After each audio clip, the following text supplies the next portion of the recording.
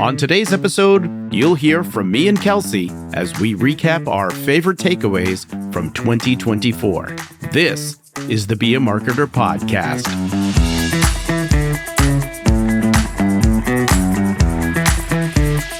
Be a Marketer. My name is Dave Charest, Director of Small Business Success at Constant Contact, and I help small business owners like you make sense of online marketing.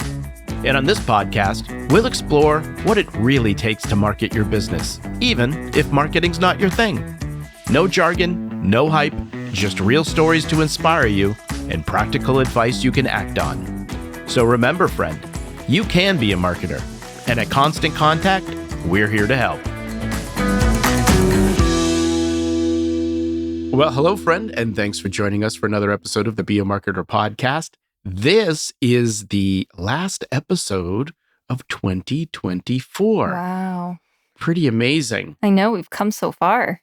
Can you believe it, Kelsi? That's Honestly, right. The voice no. you're hearing is Kelsi Carter. That's right, folks. It is me. The one and only. Okay. So what a year we've had. Pretty interesting to me because there's a few things I think we need to catch up on. So one, I want to say, this was your first year working on the Be a Marketer podcast. How you feeling? I'm feeling really good. You know, I was definitely nervous going into it, just as I've mentioned before, not really having the full marketing background.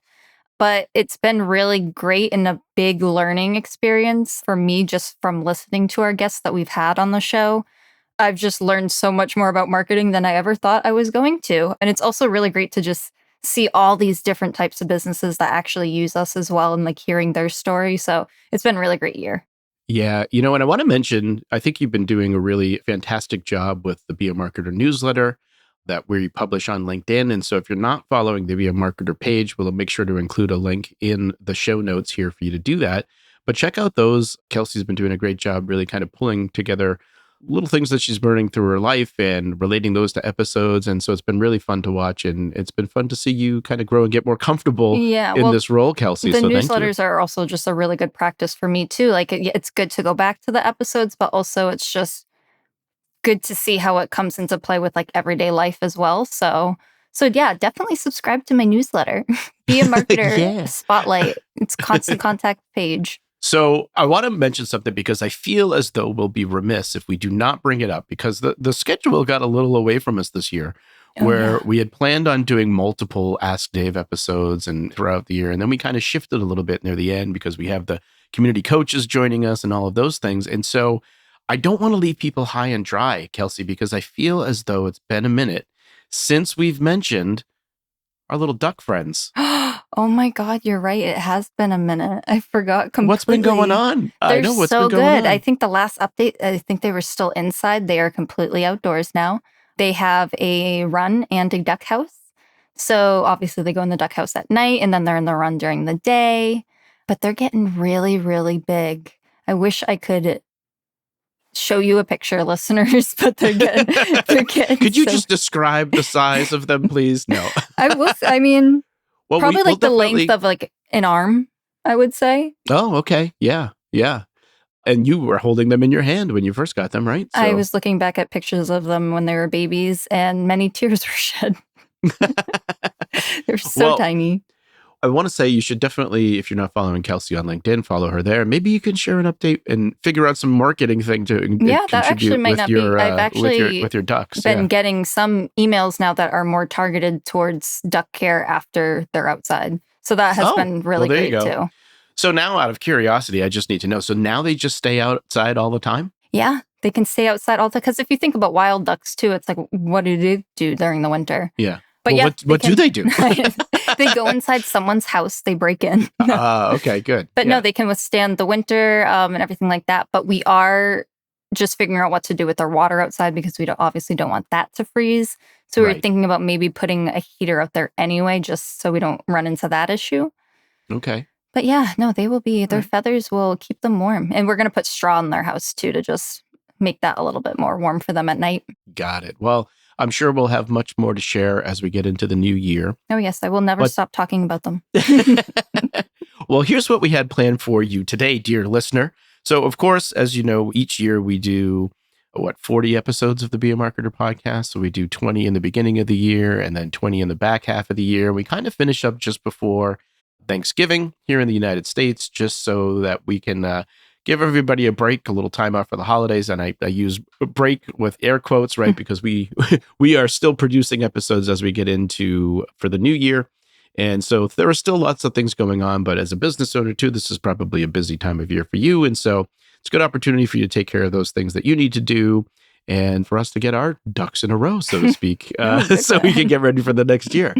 But some of the things that we're doing or thinking about doing here today was really just looking at some of the themes that we had heard across the episodes from this year. And also, highlight some of the examples of those things from some of our favorite conversations, right? The people that we talked to. I mean, everybody on the show was really great and fun to talk to, but there are a few that really stood out to us. And so we wanted to just talk about these things because I think they're things as good reminders as we're closing out the year and as you're probably moving into the new year, right? Hopefully finishing up strong.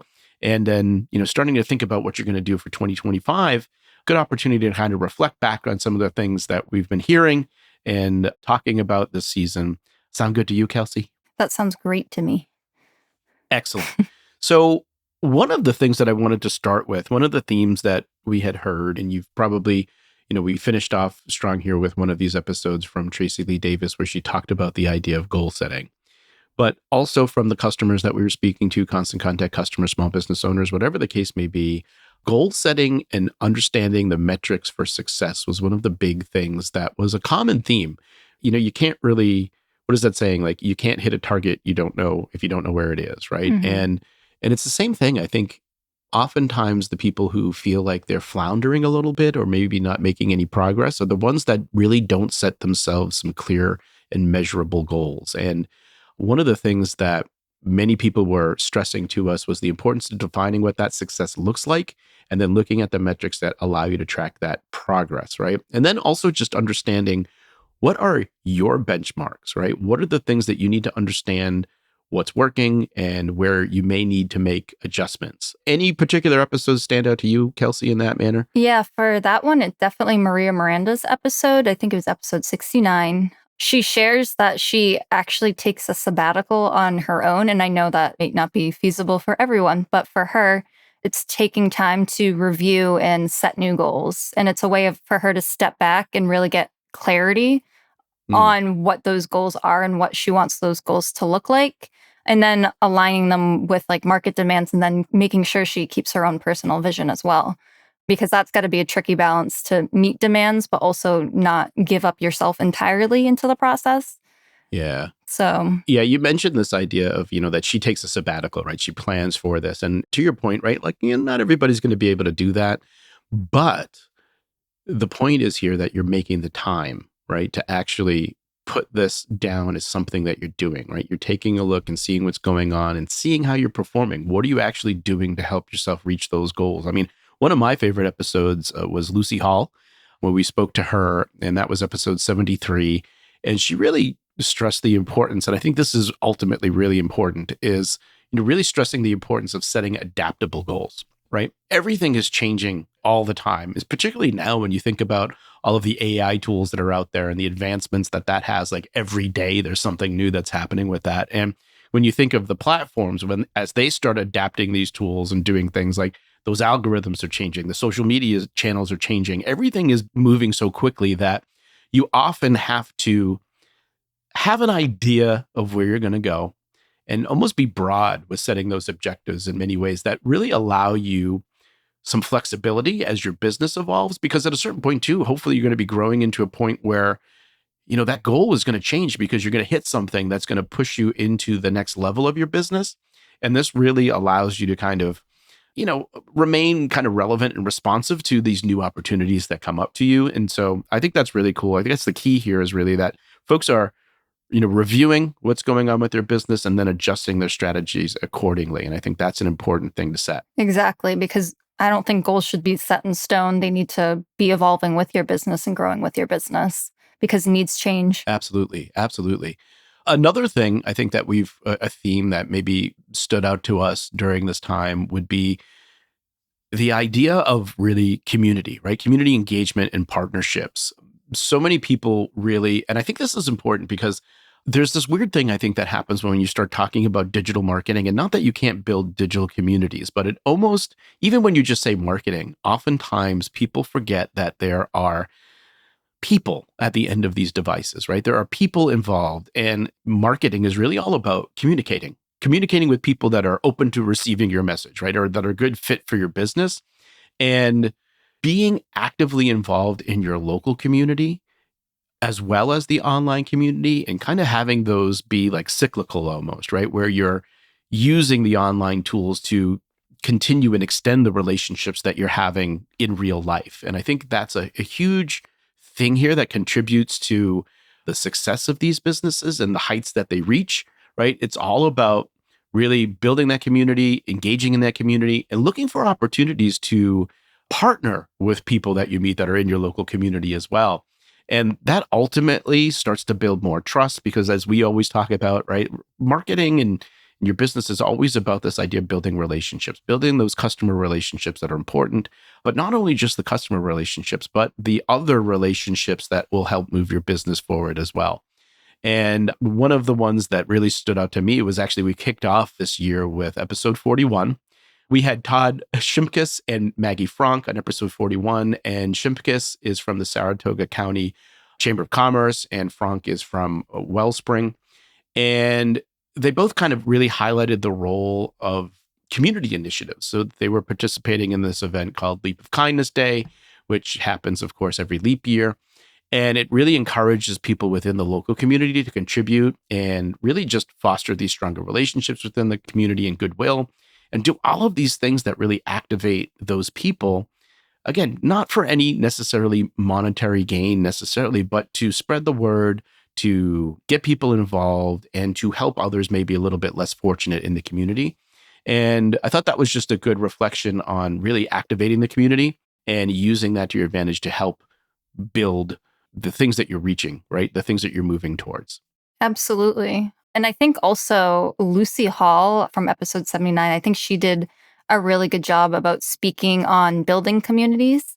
She has initiatives like Digital Woman, which actually has over 112,000 subscribers on LinkedIn, and Social Day. So these focus on empowering women by providing them a platform for learning digital skills, sharing knowledge, and fostering professional connections. So her work kind of proves that building a community or just being part of a community is kind of essential to any marketing plan. You need to have a supportive network, but you also want your community members to feel confident navigating that space. And she does a really good job making sure that everyone is comfortable in that digital space that they weren't before. Yeah, I want to pick up on Lucy Hall here a little bit, because one of the things that she spoke about that kind of leads us into our next theme that we've heard was this idea of really thinking about audience-centric content and personalization where important as well. And really, it's about thinking about the content that you're creating and doing that in a way that's going to resonate with the interests of the audience that you're trying to reach. And it's a way to really just continue to build those relationships and engagement, because you're going to keep people's attention. And ultimately, at the end of the day, there's so many things competing for attention. And the more that you can understand the audience and the community that you serve, the better that you can have them want to engage with the things that you're sharing. And so she really focused on this idea of creating stuff that's shareable and, of course, audience focused. And, her main platform is on LinkedIn. And it's really thinking about creating content that they want to share, right? It's not so much creating content that promotes you, but giving them something that kind of reflects who they are. So they want to engage with it and they want to share it. And that in turn really allows you to, engage with the people not only in the community, but through that engagement, it draws in new people into the fold that, it helps you raise awareness of the activities that you're doing for your business as well. To your point of tailoring communication to specific audiences, I think Cliff Johnson from Pablo Designs does actually a really good job in his episode from 54. He talks about the importance of understanding your different audiences, because not every message or product is going to be for them. The same product might appeal to differently to professionals than it would to direct consumers. So it wouldn't make sense for Cliff if he marketed large commercial fixtures to someone who's a homeowner and is a direct consumer. So by focusing on those needs, you're marketing stories that are relevant to those people. And sharing that story enhances engagement and puts honestly, your brand in a really great position as being thoughtful and intentful. Yeah, I like what you're saying there, being thoughtful. It's really just about thinking about, segmentation is kind of a big word, which just means thinking about the people and their needs, right? And really thinking specifically about them. And to your point, being thoughtful and understanding that, yeah, everybody has different needs, different wants. They're on different timelines.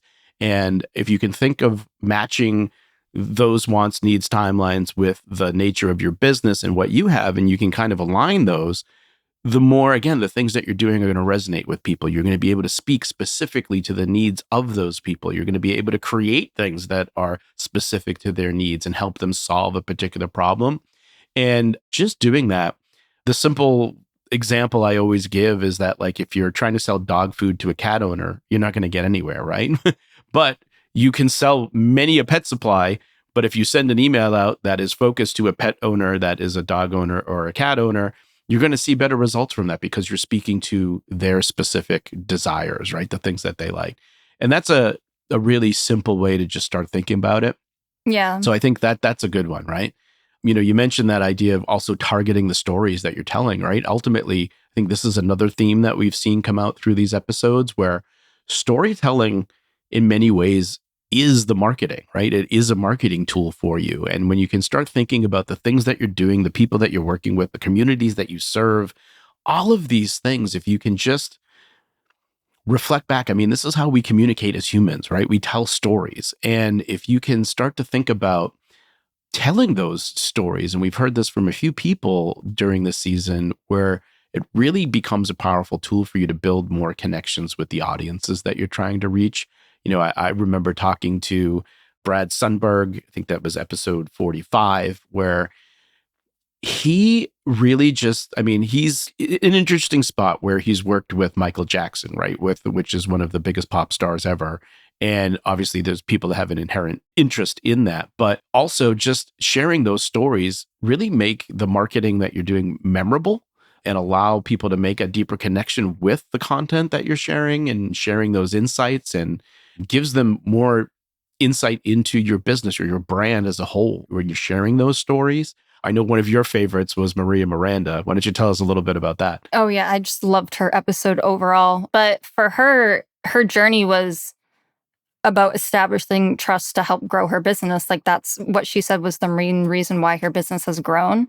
Storytelling for her, it's not just a tactic, it's a way to actually connect with her audience and make the brand feel relatable and memorable. Because if a brand trusts you and likes what you're doing, sees it consistently, they're more prone to stay with you. So that actually might lead to repeat business. But she does a really great job of showing that authenticity resonates more than a tagline or any slogan. Yeah. So the last thing we had on our list here should probably be no surprise to anybody. But of course, as we've been talking to constant contact customers, we've been talking to external experts who've shared their expertise. We've just been talking based on our experience. And one of the other big things that we've seen is the folks that really do adopt these marketing tools, the marketing automation tools, really help address that problem of resource constraints, right? We know as a business owner, you're wearing many hats, and there are often many things that you need to fit within a day, right? That is only limited to, the hours that are available. And so when you can embrace and adopt those tools, you actually find yourself being able to automate some things, whether that's your email campaigns, of course. You can also think about scheduling, social media posts, even segmentation, right? Constant Contact, of course, has tools that allow you to do those types of things, but it not only saves you time, but it really helps ensure that you're having a consistent conversations and communication with your customers that helps you maintain that engagement, even though you have those limited resources. I think one of the episodes where we talked to Michael Wood and Kate Conway, really, this idea really launched the idea for what we had in terms of thinking about like Campaign Builder, for example. So Constant Contact customers can go in and really create multi-channel campaigns based on what their goal is. And it's by choosing that goal, which again, we've already mentioned is really important. You get these recommendations and content suggestions to really help you figure out all the steps and all the pieces that you need to have a successful campaign. And you can do that in minutes, right? Versus really having to sit down with the whiteboard and, figure everything out and do that all on your own. And so you can execute that, campaign across email, social, SMS without having to kind of hem and haw over, okay, what am I going to do, right? It gives you something to react to and choose. Automation also and Campaign Builder, I think, is a great tool for people who have very small teams, because that's something where you can go and take an example from a previous campaign and just make minor edits. So it's like, I know a lot of small business owners, even if they have a team, they might not. So that is like really helpful and time saving. Yeah, I think also back to Lucy's episode where she talked about, this is Lucy Hall, of course, where she talked about just automation, right? The role of that just in constant customer communication, particularly when you start thinking about the AI components, right? And putting that together with automation, you really start to think about how you can set up workflows for your business that just make things faster for you and easier for you, right? And I mean, I love this idea of thinking about just even specific types of leads your business may be generating, right? Like think of like buyers versus sellers and those things, and where you're using AI to help you create certain messages. You're using tools like landing pages. You're getting people on specific lists, and then automations on the back end, and then even using things like click segmentation, all sorts of features that we talked about throughout the year really helps you maintain that engagement across the customer journey in ways that just allow you to do things a little bit more efficiently and take some of the heavy lifting off your plate so that you can, again, move your business forward. We've always talked about this idea of making progress over perfection, right? Don't worry about getting everything right. Worry about getting something done and getting it out there so that you can move forward. Mm-hmm. I feel like some people might have hesitancy towards automation because maybe they feel it takes out that personal element of it, but it's really about setting those touch points at each interaction so it feels tailored and it's automated. Yeah, I think that's the big thing. I always talk about that idea of automation is actually more personal because it allows you to be more timely and relevant and take actions based on when someone else is expressing interest and taking an action, right? Because it's typically based on some type of trigger. And so it's not like you're going to write these messages like a robot, right? But you're going to write them as if, oh, I have a question about such and such, and they were in front of you, and then you're going to answer that question, right? You're just getting the timing automated based on when somebody is taking a particular action. So I love that point for sure. So let's recap some of the things that we talked about here today. Really the things that stood out to us this year, just as you move into the new year again. Set goals and identify the success metrics, right? What are the things that you need to do to help you move forward and reach those goals? Engage your community and look for partnership opportunities. What's the saying, right? It takes a village, right? With many things, and that includes running a business. Nobody is doing this on their own, right? So look for those opportunities to be participating in the community and look for those opportunities to help each other out, because I think that will be more beneficial to all. Create content that is focused on the audience and personalized communications whenever possible. Everybody kind of starts at the beginning where you're starting to build the list and you're just sending out maybe a newsletter to everyone. But as that list grows and more things happen with your business, or you have different audiences that you need to cater to, it's a great opportunity to start thinking about how do you personalize those communications and do that. Absolutely. Even with the simple welcome email with someone new that signs up, that does a lot. Yeah, exactly. And then make sure through all of this, marketing is about sharing your story and sharing the stories of the people that you serve to create just powerful marketing that resonates with more people. So think about some of the ways you might be able to apply that to what you're doing. And then, of course, to your point here, really think about adopting marketing automation, because this is going to save you time. We've got tons of resources at Constant Contact. We'll, of course, include some links in the show notes for you, but we can walk you through some of this stuff, and it doesn't have to be crazy and advanced. It can be just simple things, and putting these simple things in place will, again, move you forward and give you the air cover to build on that and start more things and do more things. So I'm going to give you this action item for today as we wrap up here for the end of the year, but I've got 3 words for you. And this is what I often talk about in my keynotes, or I've been talking about my keynotes this year, but that the idea is review, plan, and execute. So really take a look at how things went for you as you close out the year and start to set those new goals for 2025. You want to put together a marketing plan that allows you to reach those goals, right? So maybe you need to implement some new things that you might not be doing, or maybe you just need to make some improvements on things you are already doing, right? But whatever you need to do, you got to make sure that you're blocking time in your calendar to get these marketing items done, because there's so many other things happening that it's very easy to get distracted and pulled in another direction. So if you do this, I'm telling you, you're going to be a lot like the guests on our Be a Marketer podcast this year. You're going to make progress toward those goals, and you're really going to start to reach those new levels of success. I want to say thank you to everyone who's spent some time with us this year. We're really looking forward to some other amazing episodes coming to you from next year. You're going to hear from a lot of amazing people. But I also want to say thank you to Kelsi Carter. We couldn't do this show without all your help. Thank you, and Dave. It's been great having you on the show here as well. Well, I appreciate that. I want to thank you as well, too, because definitely a learning curve in the beginning, but it's been a lot of fun. And I just feel like we're getting better and better as we grow. In 2025, we do have a lot of great guests lined up. So I hope you guys stay tuned. Yeah. So, hey, we hope you have an amazing end of the year, and we'll see you in 2025. See ya. I hope you enjoyed this episode of the Be a Marketer podcast. Please take a moment to leave us a review. Just go to ratethispodcast.com/BAM. Your honest feedback will help other small business marketers like yourself find the show. That's ratethispodcast.com/BAM. Well, friend, I hope you enjoy the rest of your day, and continued success to you and your business.